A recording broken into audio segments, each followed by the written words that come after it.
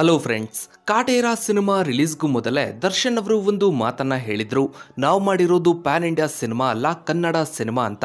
ದರ್ಶನ್ ಅವರ ಈ ಒಂದು ಮಾತನ್ನ ಕೆಲವರು ಪಾಸಿಟಿವ್ ಆಗಿ ತಗೊಂಡ್ರೆ, ಇನ್ನು ಕೆಲವರು ನೆಗೆಟಿವ್ ಆಗಿ ತಗೊಂಡ್ರು.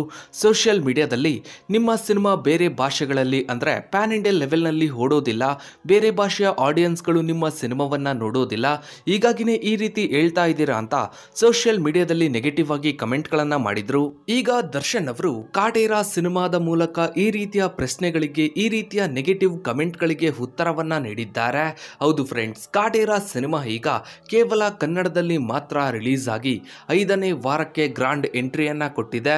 ಈಗಿನ ಪ್ಯಾನ್ ಇಂಡಿಯಾ ಟ್ರೆಂಡ್ ನಲ್ಲಿ ಕನ್ನಡ ಸಿನಿಮಾಗಳಿಂದ ಹಿಡಿದು ಬಾಲಿವುಡ್ ನ ಸಿನಿಮಾಗಳವರೆಗೆ ಎಲ್ಲರೂ ಕೂಡ ಪ್ಯಾನ್ ಇಂಡಿಯಾ ಸಿನಿಮಾಗಳನ್ನ ಮಾಡಬೇಕು, ಬೇರೆ ಭಾಷೆಗಳಲ್ಲೂ ಕೂಡ ನಮ್ಮ ಸಿನಿಮಾವನ್ನ ರಿಲೀಸ್ ಮಾಡಬೇಕು ಅಂತ ನೋಡ್ತಾರೆ. ಇಂತಹ ಟೈಮ್ನಲ್ಲಿ ದರ್ಶನ್ ಅವರು ಯಾವುದೇ ರೀತಿಯ ಪ್ಯಾನ್ ಇಂಡಿಯಾ ಸಿನಿಮಾವನ್ನ ಮಾಡ್ದೇನೆ ನಮ್ಮ ಕನ್ನಡದ ಸಿನಿಮಾವನ್ನ ಮಾಡಿ ಬಾಕ್ಸ್ ಆಫೀಸ್ ನಲ್ಲಿ ಹೊಸ ದಾಖಲೆಯನ್ನೇ ಬರೆದ್ರು. ಹೌದು ಫ್ರೆಂಡ್ಸ್, ಈಗಿನ ಪ್ಯಾನ್ ಇಂಡಿಯಾ ಟ್ರೆಂಡ್ ನಲ್ಲಿ ಮಾಡಿದ್ರೆ ಪ್ಯಾನ್ ಇಂಡಿಯಾ ಸಿನಿಮಾನೇ ಮಾಡಬೇಕು, ಬಿಗ್ ಬಜೆಟ್ ನ ಸಿನಿಮಾನೇ ಮಾಡಬೇಕು, ಆ ಒಂದು ಸಿನಿಮಾದಲ್ಲಿ ಬೇರೆ ಭಾಷೆಯ ಸಾಕಷ್ಟು ಜನ ಕಲಾವಿದರುಗಳು ಕಾಣಿಸ್ಕೊಳ್ಬೇಕು ಅನ್ನೋ ಒಂದು ಟ್ರೆಂಡ್ ಶುರುವಾಗಿದೆ. ಆದ್ರೆ ದರ್ಶನ್ ಅವರು ಯಾವುದಕ್ಕೂ ಕೂಡ ತಲೆ ಕೆಡಿಸ್ಕೊಳ್ದೆ ಕನ್ನಡದ ಕಲಾವಿದರುಗಳನ್ನ ಇಟ್ಕೊಂಡು ಕನ್ನಡದಲ್ಲೇ ಒಂದು ಸಿನಿಮಾವನ್ನ ಮಾಡಿ ಬೇರೆ ಭಾಷೆಯ ದೊಡ್ಡ ದೊಡ್ಡ ಸ್ಟಾರ್ ನಟರುಗಳ ಪ್ಯಾನ್ ಇಂಡಿಯಾ ಸಿನಿಮಾಗಳಿಗೆ ಟಕ್ಕರ್ ಕೊಟ್ಟರು. ಬಾಲಿವುಡ್ ನಲ್ಲಿ ಶಾರುಖ್ ಖಾನ್ ಅವರ ಡಂಕಿ ಸಿನಿಮಾ, ಇನ್ನು ತೆಲುಗಿನಲ್ಲಿ ಪ್ರಭಾಸ್ ಅವರ ಸಲಾರ್ ಸಿನಿಮಾ, ಇನ್ನು ತಮಿಳಿನಲ್ಲಿ ಧನುಷ್ ಅವರ ಕ್ಯಾಪ್ಟನ್ ಮಿಲ್ಲರ್ ಸಿನಿಮಾ, ಈ ಮೂರು ಸಿನಿಮಾಗಳು ಬಿಗ್ ಬಜೆಟ್ ನ ಸಿನಿಮಾಗಳು, ಬಿಗ್ ಸ್ಟಾರ್ಸ್ ಗಳ ಸಿನಿಮಾಗಳು, ಪ್ಯಾನ್ ಇಂಡಿಯಾ ಸಿನಿಮಾಗಳು. ಈಗಿದ್ರೂ ಕೂಡ ಈ ಸಿನಿಮಾಗಳಿಗೆ ಕರ್ನಾಟಕದಲ್ಲಿ ಥಿಯೇಟರ್ಗಳೇ ಸಿಗ್ಲಿಲ್ಲ. ಯಾಕಂದ್ರೆ ದರ್ಶನ್ ಅವರ ಕಾಟೇರ ಸಿನಿಮಾ ಕರ್ನಾಟಕದಲ್ಲಿ ಬೇರೆ ಭಾಷೆಯ ಸಿನಿಮಾಗಳಿಗೆ ಟಕ್ಕರ್ ಕೊಡ್ತು. ಇನ್ನು ಈಗಾಗಲೇ ಕಾಟೇರ ಸಿನಿಮಾ 200 ಕೋಟಿ ಕ್ಲಬ್ ಸೇರಿದ್ದು 5ನೇ ವಾರವೂ ಕೂಡ ಆಡಿಯನ್ಸ್ ಗಳಿಂದ ಒಳ್ಳೆಯ ರೆಸ್ಪಾನ್ಸ್ ಅನ್ನ ಪಡೆದುಕೊಳ್ತಾ ಇದೆ. 5ನೇ ವಾರವೂ ಕೂಡ ಸಾಕಷ್ಟು ಜನ ಫ್ಯಾಮಿಲಿ ಆಡಿಯನ್ಸ್ಗಳು ಥಿಯೇಟರ್ಗೆ ಬಂದು ಕಾಟೇರ ಸಿನಿಮಾವನ್ನ ನೋಡ್ತಾ ಇದ್ದಾರೆ. ಈ ಹಿಂದೆ ದರ್ಶನ್ ಅವರು ಏನೇ ಮಾತಾಡಿದ್ರು ಕೂಡ ಸಾಕಷ್ಟು ಜನ ಸೋಷಿಯಲ್ ಮೀಡಿಯಾದಲ್ಲಿ ನೆಗೆಟಿವ್ ಆಗಿ ಕಮೆಂಟ್ ಗಳನ್ನ ಮಾಡ್ತಾ ಇದ್ರು.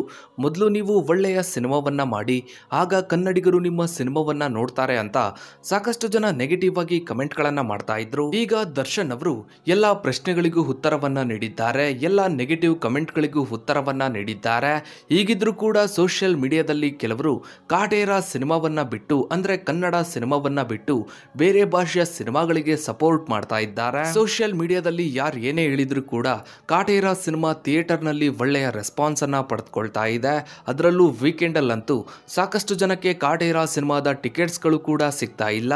ಇನ್ನು ಮುಂದಿನ ತಿಂಗಳು ಅಂದ್ರೆ ಫೆಬ್ರವರಿ 16ಕ್ಕೆ ದರ್ಶನ್ ಅವರ ಹುಟ್ಟುಹಬ್ಬದಂದು ಡೆವಿಲ್ ಸಿನಿಮಾದ ಫಸ್ಟ್ ಲುಕ್ ಟೀಸರ್ ಅಥವಾ ಸಿನಿಮಾದ ಗ್ಲಿಮ್ಸ್ ರಿಲೀಸ್ ಆಗಲಿದೆ. ನೀವು ಕೂಡ ಡೆವಿಲ್ ಸಿನಿಮಾದ ಅಪ್ಡೇಟ್ ಗಾಗಿ ವೇಟ್ ಮಾಡ್ತಾ ಇದ್ರೆ ತಪ್ಪದೆ ಕಮೆಂಟ್ ಸೆಕ್ಷನ್ ಅಲ್ಲಿ ವೇಟಿಂಗ್ ಫಾರ್ ಡೆವಿಲ್ ಅಂತ ಕಮೆಂಟ್ ಮಾಡಿ. ಹಾಗೆ ವಿಡಿಯೋಗೊಂದು ಲೈಕ್ ಮಾಡ್ತಾ ವಿಡಿಯೋನ ಆದಷ್ಟು ಎಲ್ಲ ಕಡೆ ಶೇರ್ ಮಾಡಿ. ನೀವಿನ್ನು ನಮ್ಮ ಚಾನಲ್ಗೆ ಸಬ್ಸ್ಕ್ರೈಬ್ ಆಗಿಲ್ಲ ಅಂದ್ರೆ ಕೆಳಗಡೆ ಕಾಣೋ ಸಬ್ಸ್ಕ್ರೈಬ್ ಬಟನ್ ಕ್ಲಿಕ್ ಮಾಡಿ. ಹಾಗೆ ಪಕ್ಕದಲ್ಲಿ ಕಾಣೋ ಬೆಲ್ ಐಕಾನ್ ಕೂಡ ಕ್ಲಿಕ್ ಮಾಡಿ. Thanks for watching.